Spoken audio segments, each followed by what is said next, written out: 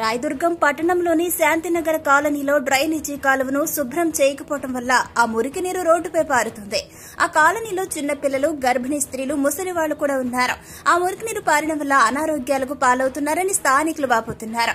గత నెల రోజుల నుంచి డ్రైనేజీ కాలువ నీరు రోడ్డుపైనే పారుతున్నాయని పిల్లలు, పెద్దలు ప్రతి ఒక్కరూ మురికి నీటిని తొక్కుతూనే పోతున్నామన్నారు. ఇప్పటికైనా మున్సిపల్ అధికారులు స్పందించి డ్రైనేజీ కాలువ సమస్యలు పరిష్కరించాలని కాలనీ నివాసులు డిమాండ్ చేస్తున్నారు.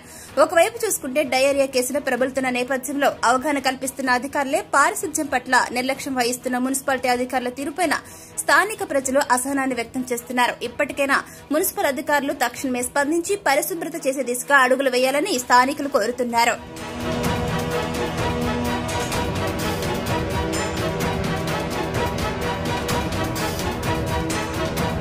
పడితే పిల్లలు తొక్కొచ్చి ఇట్లా గలీజ్ చేస్తారు. రోజేపు చూడు మళ్ళీ అయితే పాచి అంతా నిలబడి ఉంటుంది. ఇదంతా పాచి నిలబడి ఉంటుంది. నీళ్ళు జ్వరాలు, వాంతులు, బేదులు కాంటే కావేమన్నా నీళ్లు, డ్రైనేజీ నీళ్లు కాలు వేసినాక ఒక 15 రోజులు బాగుంచుడన్నా. రోడ్ వేసినాక తర్వాత ఇంక మామూలు అయిపోయింది. ఎన్ని రోజుల నుంచి మున్సిపాలిటీ వాళ్ళు రారన్నా. మున్సిపాలిటీ చూస్తారు, కసునట్టు నూపుతారు, వాళ్ళ పని వాళ్ళు చేసుకుంటారు. లేస్తే ఈగలు కూర్చొని మళ్ళీ ఇంట్లోకి రావేమన్నా ఈగలు అవి అంత మీద ప్లేట్ల మీద కూర్చోవా. మళ్ళీ ఉన్నారు, బాంటీలు ఉన్నారు, అందరు ఉన్నారన్నా. పిల్లలకి జ్వరాలు వస్తున్నాయి ఈ నీళ్ళ నుండి. అంతా చాలా గలీజ్ అయిపోయింది. బేదీలు, వాంతులు నా కూతురుగా వచ్చింది. చాలు అయితే చాలు. ఎక్కడ నీళ్ళు రాత్రికి నిద్ర లేదు. ఈగలకి ఉండలేము. పిల్ల తల్లి ఎట్లుండాలి? అవి రోగాలు వస్తే ఎవరు చూస్తారు? మేము గవర్నమెంట్ వచ్చి చూస్తుందా? మామే కదా. అందరు చూసిపోయారు. అందరు చూసేది పూట తీసేది పోయారు. పట్టించుకుంటారు, చేస్తామంటారు. యాడ ఒక ఒక గుడిసెలాయమ కొంచెం రంగు పెట్టుకునే అటుకే ఇంకా పంచి ఇంకా అయిపోయి ఇంకా ఊరు రాదు. ఇక్కడ ఈ సమస్య రావడానికి కారణము గత పాలకుల వ్యవహార తీరే దీనికి నిదర్శనము.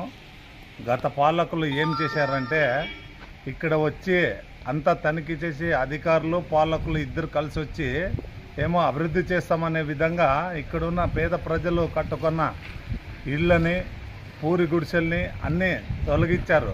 ఎంక్లోజ్మెంట్ పేరుతో తొలగించడం జరిగింది.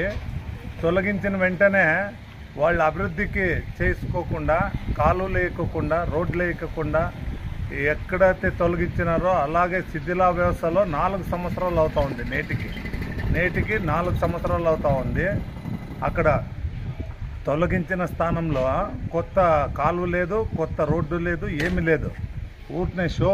అంటే గత పాలకులు గెలిచిన వెంటనే మేమేమో అభివృద్ధి చేస్తాము, మనమేమో అలా చేస్తాము, ఇలా చేస్తామనే కల్లిబొల్లి మాటలతో చెప్పి ఈరోజు పేద ప్రజల్ని ఇబ్బందులకు గురి చేస్తున్నారన్నమాట. మరీ ముఖ్యంగా ఇక్కడ ముసలివాళ్ళు,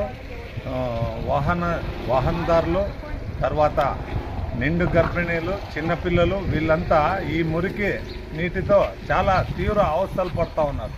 ముసలి వాళ్ళు అయితే నడవడానికి కూడా వీలు లేకుండా పోయింది. ఇప్పుడు వర్షాకాలం లేదు. అదే వర్షాకాలం గిన వస్తే గిన ఒక అడుగు మేర గుంతలు పడతాయన్నమాట. ఈ రోడ్లో అడుగు మేర గుంతలు పడడమే కాకుండా ఇక్కడ కృష్ణమూర్తి లేఅవుట్కి మెయిన్ డిస్పోజల్ పోవాలంటే మెయిన్ కాలువ అన్నమాట. ఇది మెయిన్ కాలువ. గతంలో మా తెలుగుదేశం పార్టీ అధికారంలో ఉన్నప్పుడు ఎస్టిమేట్ వేయించి తొలగించాలని వచ్చిన వెంటనే ఇక్కడ ఉండే పేదలు ఇల్లు కట్టుకొని ఉండే స్థానంలో తొలగించాలంటే వాళ్ళకి నోటీసులు ఇవ్వాలంటే వాళ్ళకి ప్రత్యామ్నాయం చూపించిన తర్వాత మనం తొలగిద్దామనే లోపల కోడ్ వచ్చిన వెంటనే మేము ఇంకా ఆపేసినాము. ప్రభుత్వం మారింది. ప్రభుత్వం మారితే ఇప్పుడు వచ్చిన పాలకులు అదేది వీరికి పేద ప్రజలకి ఇంకో చోట స్థలాలు ఇవ్వకుండా, ఇంకో చోట ప్రత్యామ్నాయం చూపకుండా డైరెక్ట్గా వచ్చేదో కాలు మీద ఉందనే ఉద్దేశంతో తొలగించిన పాపం ఎక్కడైనా పోనీ తొలగించిన చోట కొత్త నిర్మాణాలు ఏమన్నా చేపట్టినారంటే అది లేదు. దానికి నిదర్శనమే ఈరోజు ఇలా మొత్తం మురికంతా బయటకు వచ్చి మురికంతా రోడ్డు పాలవుతూ ఉంది, కాలువలు లేకుండా. దానివల్ల ఇది నేను ఇప్పుడున్న పాలకులకి, గత పాలకులకి చెప్పడం ఇదే అన్నమాట.